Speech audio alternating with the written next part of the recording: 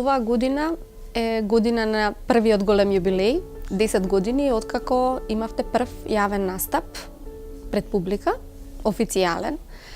И мислам дека е тоа доволен предизвик да го направиме ризикот и да кажеме дека Дино Имери е наш познат, потврден пианист, дека не е веќе млад, ниту по години, ниту по искуство, ниту по бркање потврда, дека се работи за навистина редок македонски уметник.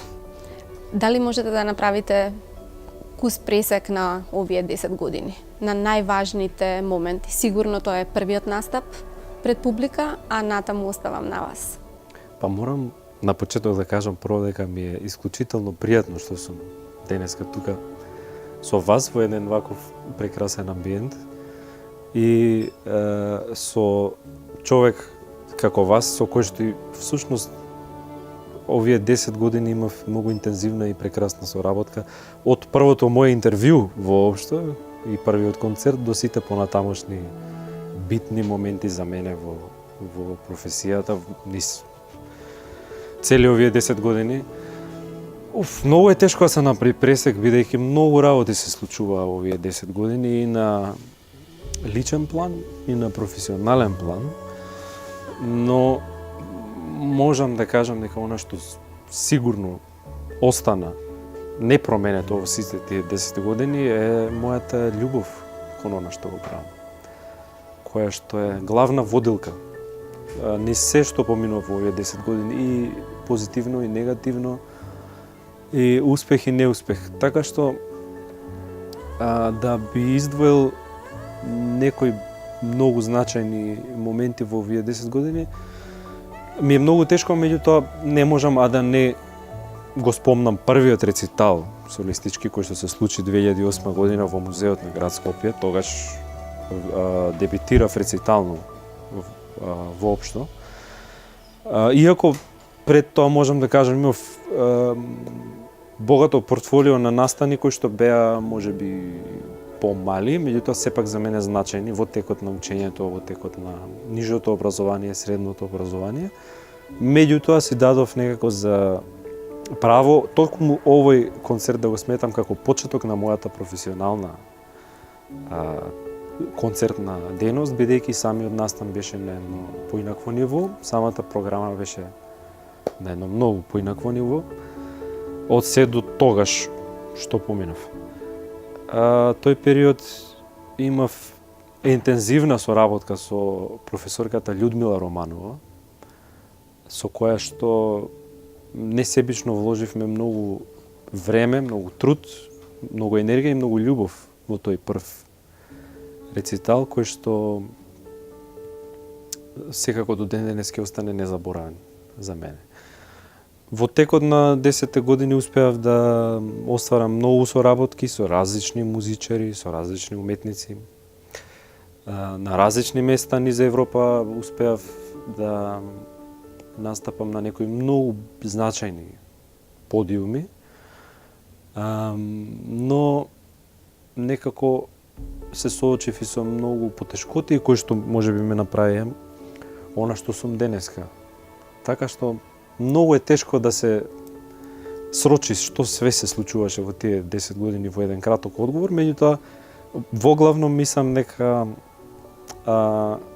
продолжив по еден пат на сериозно преиспитување на она што го правам секојдневно и вложив многу труд, многу енергија, многу љубов да се изградам пред се во личност, една уметничка личност, човечка личност и понатаму како пианист и како музичар.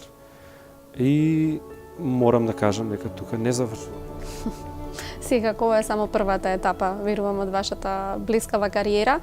Мене ми е фасцинантно како во тоа градење на солистички уметник вие интензивно музицирате и камерно. Морам да признам дека ми беше изненадувачки, со мало жалење ја дочекав информацијата дека веднаш се впуштивте во педагогијата, после самото дипломирање, значи професор по пијано сте. Можеби имате капацитет музички, но тоа бара време. Апсолутно.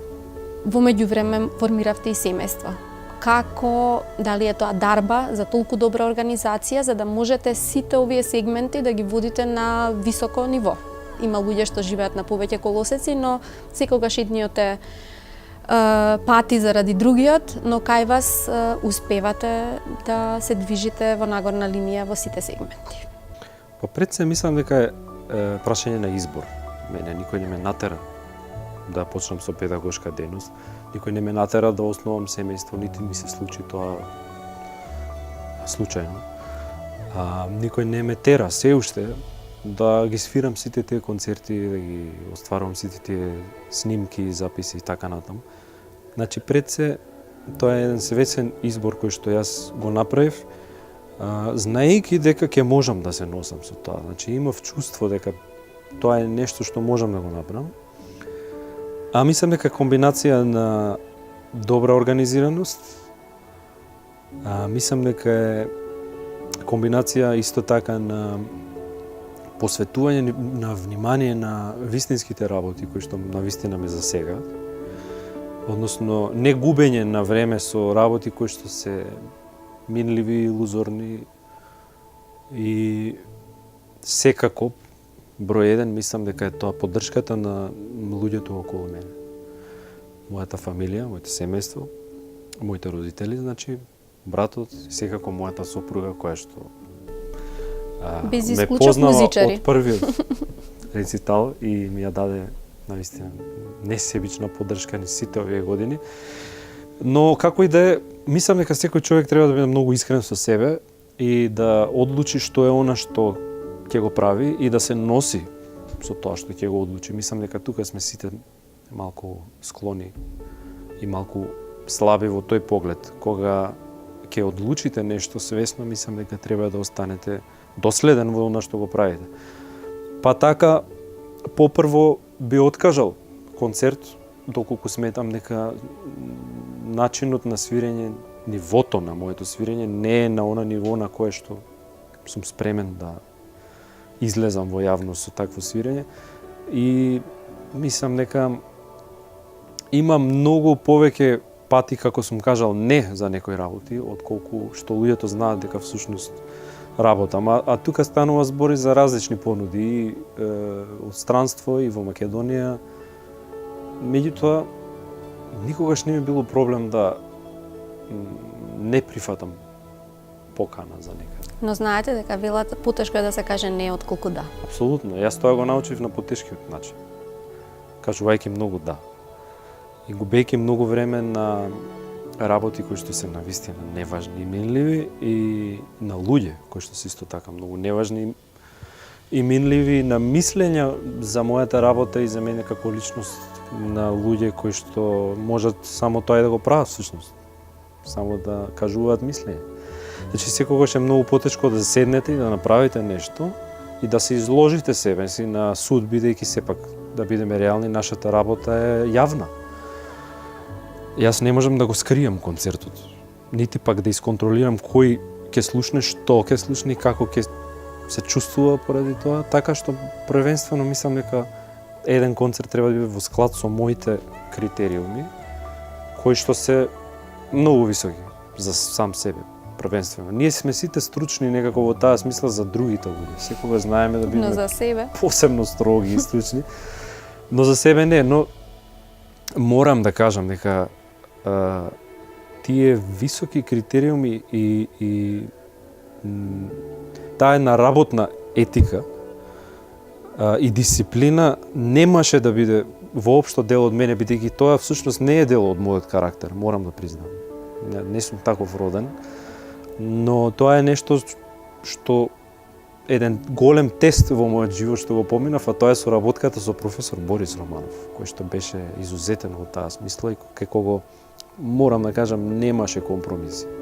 Така што кога ќе поминете еден таков филтер на многу млади години, со него соработував. Војничка дисциплина? Да, апсолутно. Значи, кога ќе поминете еден таков филтер натаму, све што ве чека е некако, како да ви кажам, Полесно од тоа? многу полесно, многу полежерно, наоѓате уживање во работата. Така што морам да искажам зборови на благодарност низ сите овие години, низ секакви моменти взаемни поминати и така. Сепак морам да упатам зборови на благодарност за оние карактеристики кои што ги немав, а кои што денеска ми го прават професионалниот живот многу полесен и поквалитетен за живење, и како за мене, така и за мојата публика. Дали од тука доаѓа и таа пасија постојано да се откриваат нови дела, бидејќи ако реков дека имате многу ангажмани, тоа бара многу време и многу труд, дополнително одушевува дека вам не ви се туѓи и другите жанрови, и другите медиуми, и постојано новиот репертоар, не ви е тешко да се преориентирате од симфониски концерт, веднаш после 2 дена да свирите солистички, ако не и после 1 ден, па да гостувате надвор со сосема друга програма. Како ви успева? Дали се работи за тренинг, за дисциплина или треба да си има талентот? Мислам дека се тука во тој однос клучни природните диспозиции. Значи, тоа не е нешто што може да го пренесете на некого.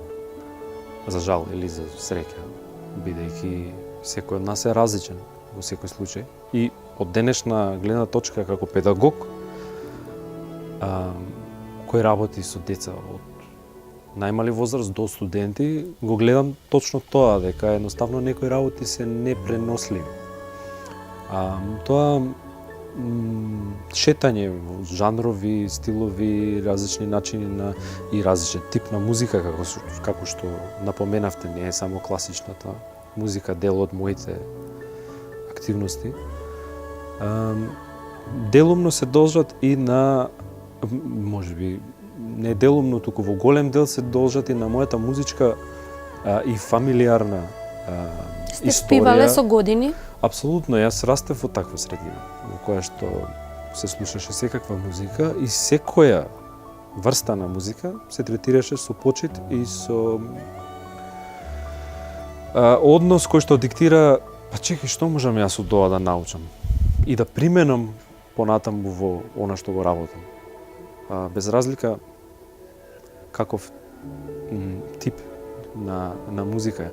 Така што има тука многу фактори, но би рекол природните диспозиции, мојот интерес према работите, да ги осознавам какви се, а не какви другите мислат дека се или какви јас мислам дека се. Во склоп на таа атмосфера во која што растев како дете и во која што мојот татко, композиторот Дамир Имери, кој што работел со навистина многу различни музичари, јас бев чест гостин на тие негови работни обврски, сесии, концерти и така натаму, така што јас тоа многу непосредно го доживував тоа што се случуваше, тоа што многу луѓе го гледаа на екранот, да речеме. Јас го гледал во лабораторијата, кај што се спрема таа една песна или тој еден фестивал или и така натаму. И тоа е едно богатство кое што не само што го ценам, туку и го негувам до денес, што мислам дека ми отвара многу хоризонти.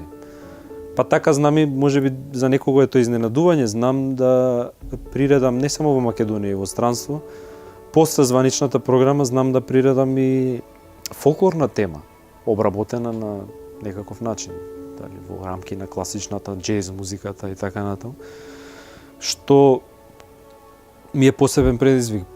Последниот концерт во Македонската филхармонија, каде што одржав рецитал, за бис свирев Ревиско оро од Милан Завков, кој што е голем наш уметник и хармоникаш, и композитор.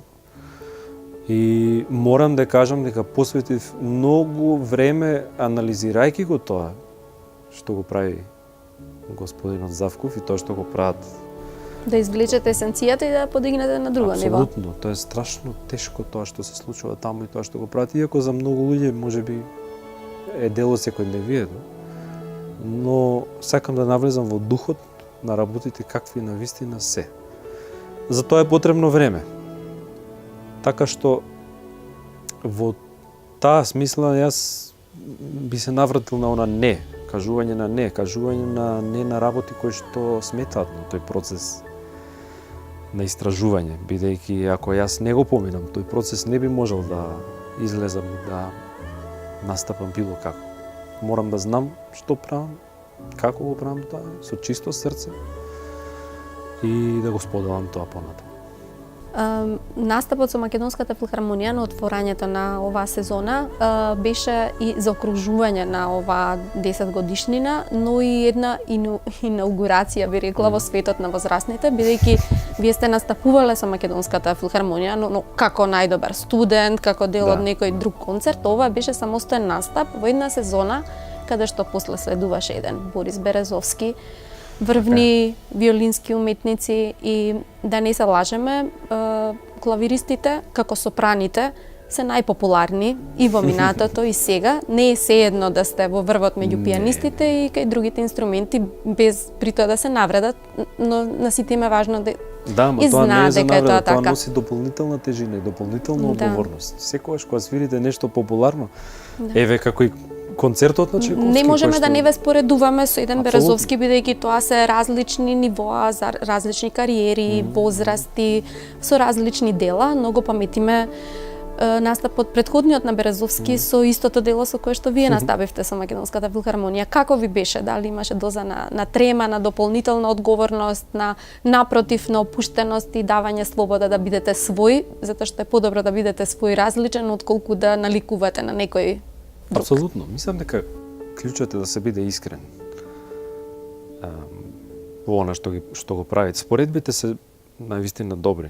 Така се градат критериумите, така се гради вкусот кај публиката, вкусот кај нас, уметниците кои што се занимаваме со тоа. Јас бев на истиот концерт на кој што Березовски пред неколку години го свиреше истиот концерт, но и веќе после мене кога настапи за најпопуларниот на Чајковски. Чајковски, но и потоа кога настапи со Рахманинов, третиот концерт кој што исто така сум го свирал, кој што е една музичка планина, можеби најтешкото дело напишано за пијано, кој што имав чест во Софија да го отсвирам со Софискиот оркестар и маестро Најден Тодоров, што се однесува до отварањето, секако голема одговорност.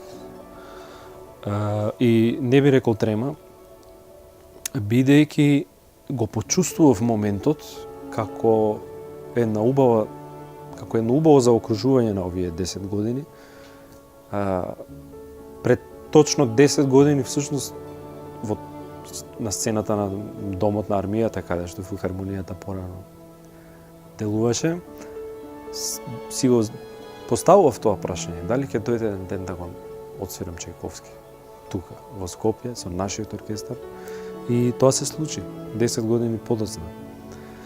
Но кога дојде моментот, и тоа многу често ми се случува, ја почувствував магијата на моментот, неповторливоста на моментот.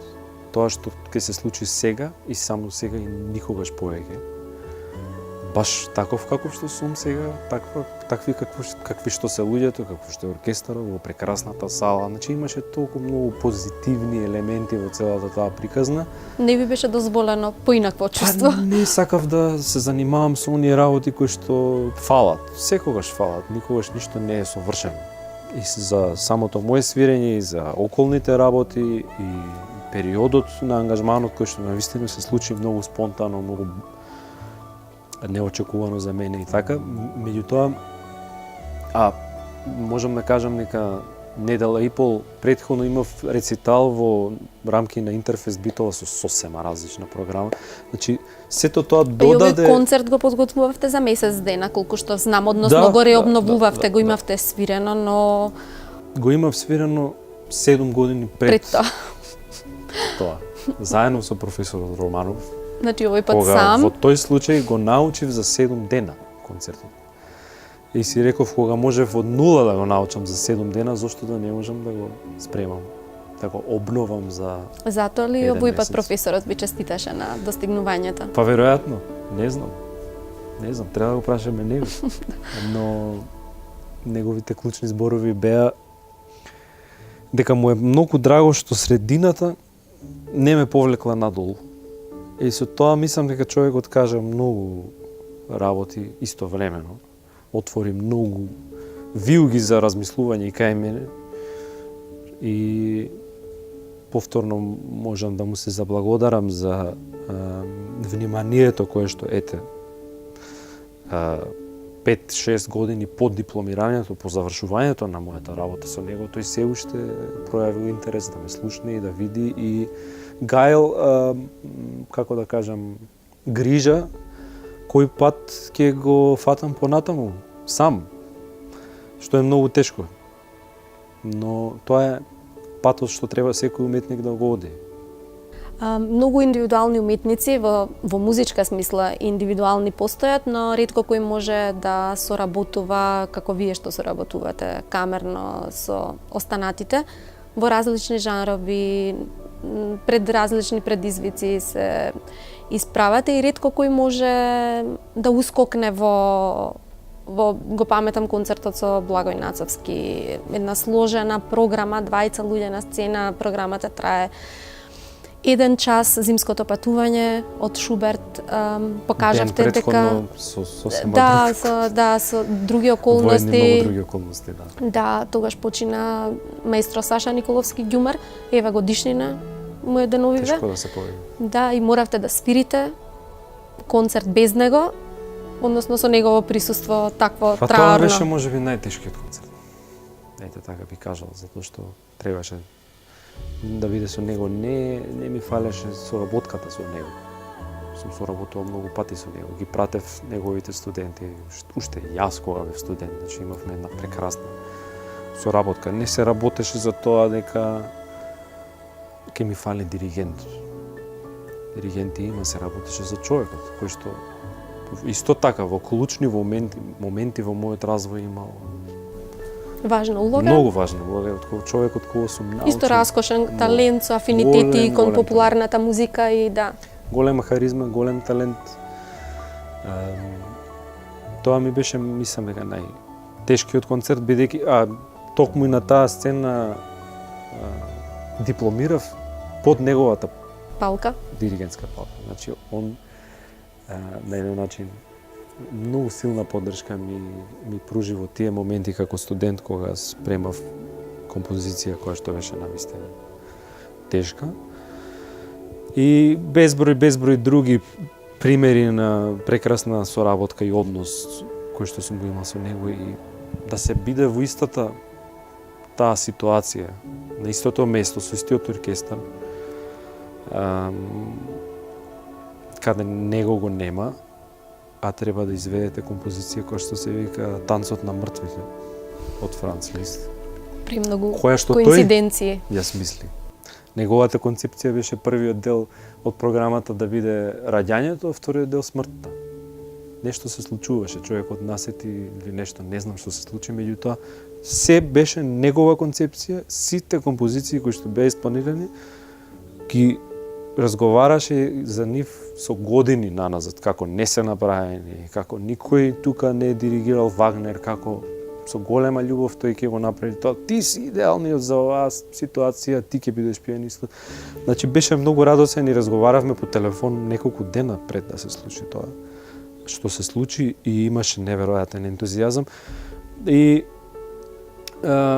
чувствував голема одговорност и обврска да го направам тоа достојно на она што он го имаше замислено, што беше многу тешко во тие услови. Тоа така и беше. Се надевам. Да, ја исполнивте задачата и неговата желба, секако. Дали сега сте популарен, тоа е, знаете како, можете да свирите колку сакате, но сега сте најпопуларен не заради концертот на Македонската филхармонија, но и заради музиката на серијата на терапија.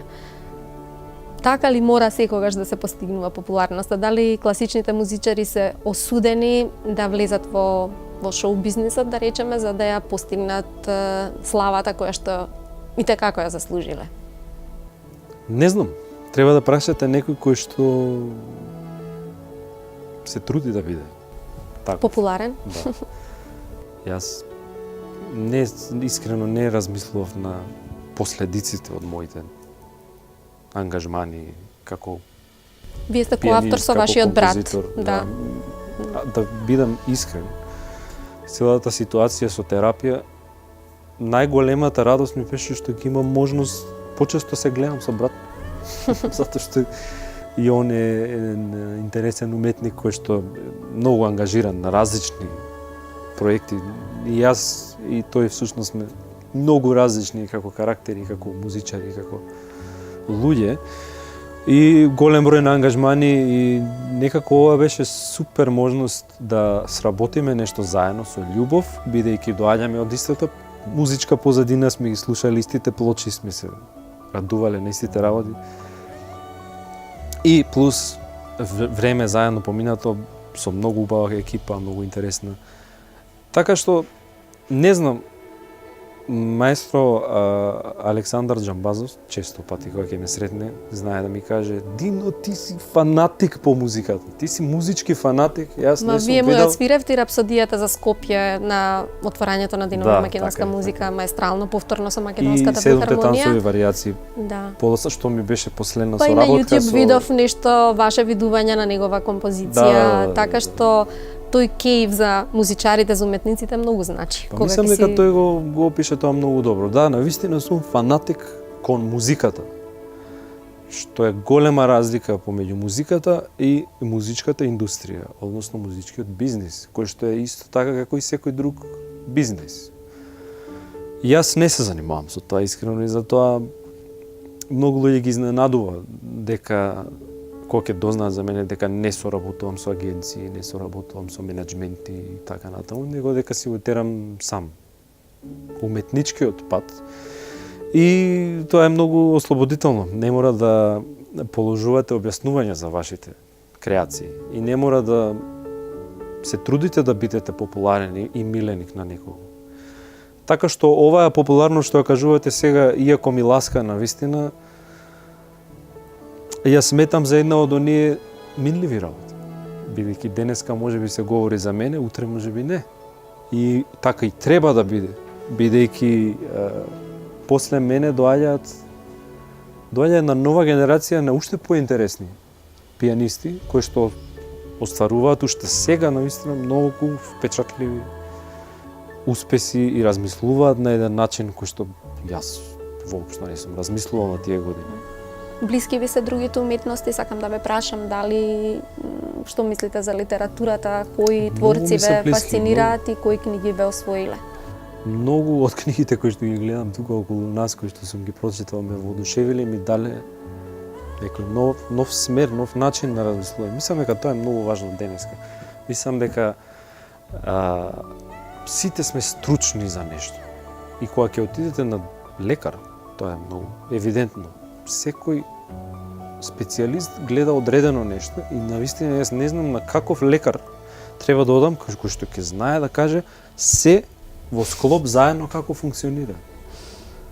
Како е што поврзано во организмот кој што е совршен.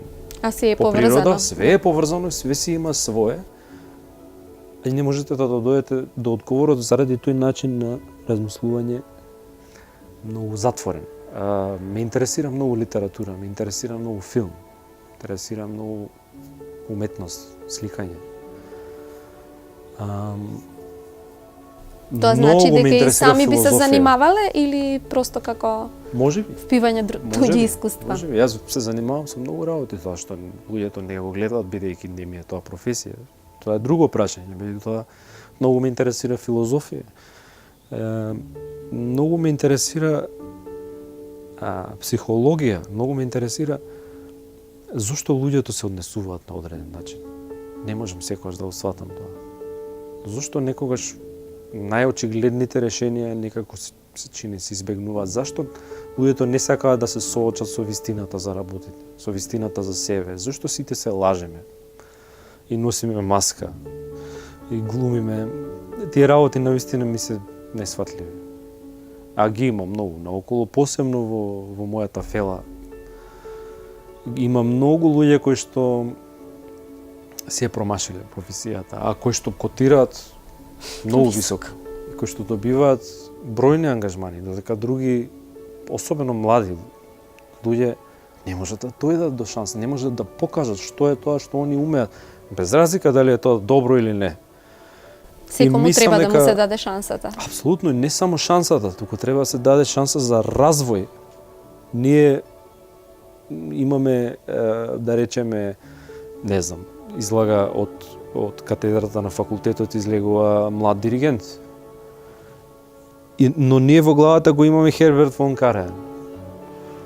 Не можеме да очекуваме реално дека тој млад диригент од, да речеме, не знам, еден настап ќе покажеш све што има. Значи, дај му простор да расте. Исто е со пианистите. Пианист еден доаѓа, еден рецитал и тоа е тоа. Па што ќе ми се случеше мене да го имам само тој прв концерт во 2008 година, каде што кога заврши концертот јас бев разочаран од тој концерт. Сметав дека тоа е дното на она што го можам како пианист.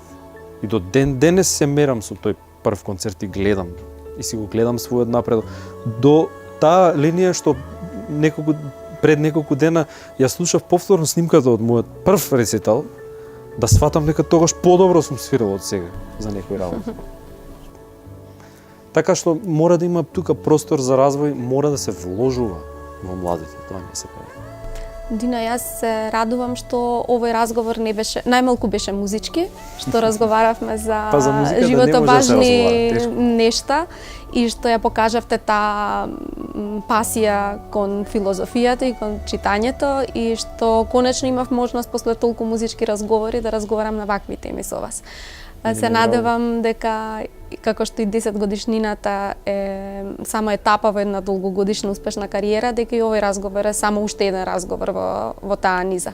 Ви благодарам за разговорот. Ви благодарам вас за поканата и на сите им пожелувам многу добро здравје и што повеќе духовно да се богатат луѓето преку уметноста, преку литературата, преку се она што во човештвото останало како трајно богатство.